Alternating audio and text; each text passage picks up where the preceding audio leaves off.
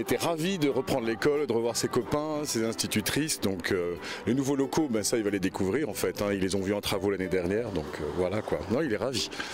T'es content d'avoir une nouvelle école? Oui.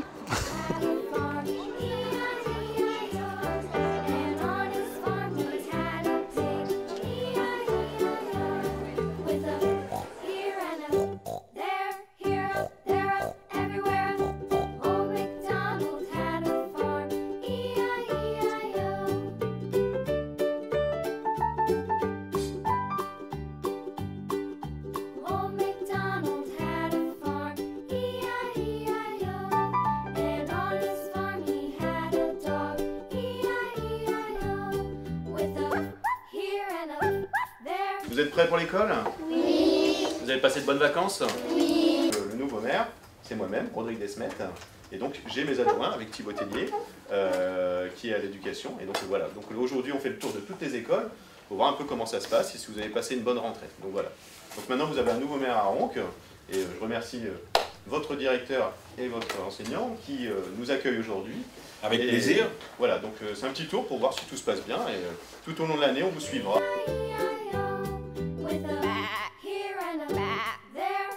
Vous savez qui je suis? Non, monsieur le maire. Bien, tu vas gagner. Alors il m'a dit, parce que je les avais prévenus, donc Louis m'a dit, bah, c'est le chef de la ville. Vous avez une excellente école, vous avez des super enseignants ou enseignantes, et vous allez devoir maintenant cette année essayer de passer l'étage au-dessus, mais je crois que vous allez être bien accompagnés et vous allez pouvoir profiter de cette école et des enseignants pour pouvoir faire en sorte que cet enseignement soit le plus constructif pour vous.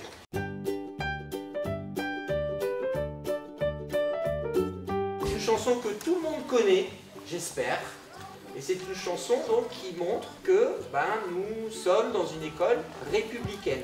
Contre nous de la tyrannie, l'étendard sanglant élevé, l'étendard sanglant élevé.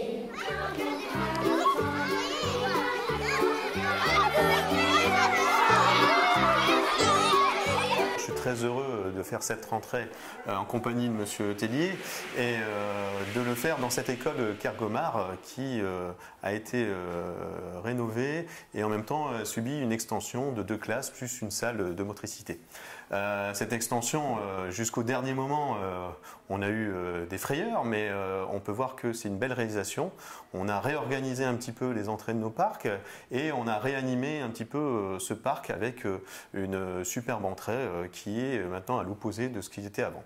Donc aujourd'hui, les enfants vont avoir une entrée dans cette école et vont pouvoir profiter de tous les moyens que met la ville pour leur éducation et faire en sorte que cette éducation soit la meilleure. Donc je suis très heureux de faire cette rentrée et je souhaite à l'ensemble des enseignants et des enseignantes et aux élèves une excellente rentrée. On a pu faire le tour des écoles aujourd'hui et les 1300 élèves qui arrivent dans les écoles aujourd'hui pourront profiter aussi bien à Kergomar mais aussi dans les autres écoles d'écoles flambant neuves avec des infrastructures qui sont rénovées par nos services et les personnes qui les accompagnent.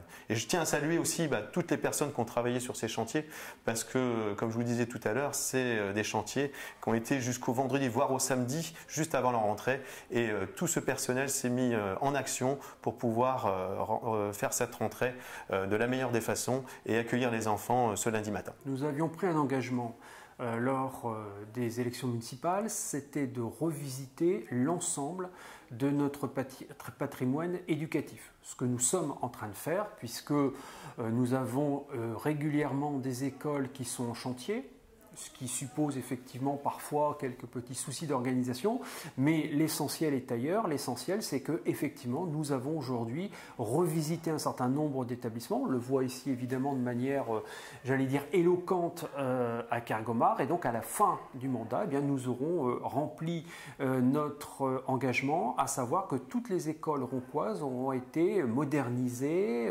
pour une partie réhabilitée. Je pense pouvoir dire sans fausse modestie que nous faisons des envieux dans les villes voisines vu l'état de confort pédagogique, parce que c'est aussi ça, la pédagogie, c'est aussi pouvoir accueillir les enfants dans les meilleures conditions, selon un certain nombre de ratios de mètres carrés, pour qu'ils puissent aussi s'épanouir, parce que c'est aussi important pour les enfants.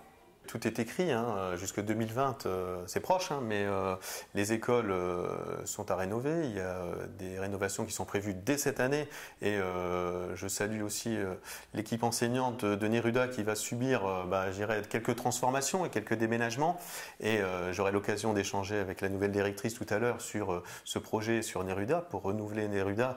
Et les salles qui n'avaient pas été faites ou les endroits qui n'avaient pas été faits dans l'école Neruda seront rénovés dès la fin d'année, voire début d'année prochaine, et ensuite on s'attellera sur d'autres secteurs comme au Blanc-Four, et c'est vrai que nous souhaitons avoir des projets qui soient partagés, que le monde de l'enseignement puisse adhérer à ces projets, et nous accompagnons tout au long de l'année avec nos services pour faire en sorte que ces projets aboutissent d'ici la fin du mandat. Nous avons une grosse intervention sur le patrimoine bâti, mais nous avons aussi beaucoup de projets en matière d'ambition éducative, puisque nous avons la co-responsabilité avec l'Éducation nationale, et à ce titre-là, nous portons conjointement avec l'Éducation nationale toute une série de projets. Alors, il y a les classes transplantées, bien connues, qui vont être évidemment reconduites cette année.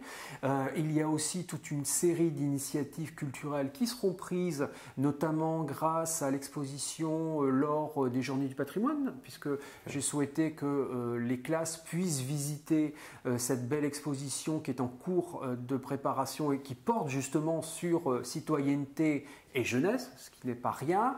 Et nous avons donc aussi un grand projet intitulé Fraternité. Donc on est vraiment sur une ambition éducative qui mêle à la fois rénovation du patrimoine bâti et puis ouverture sur le monde des arts, sur le monde de la culture, sur la sensibilisation à la citoyenneté.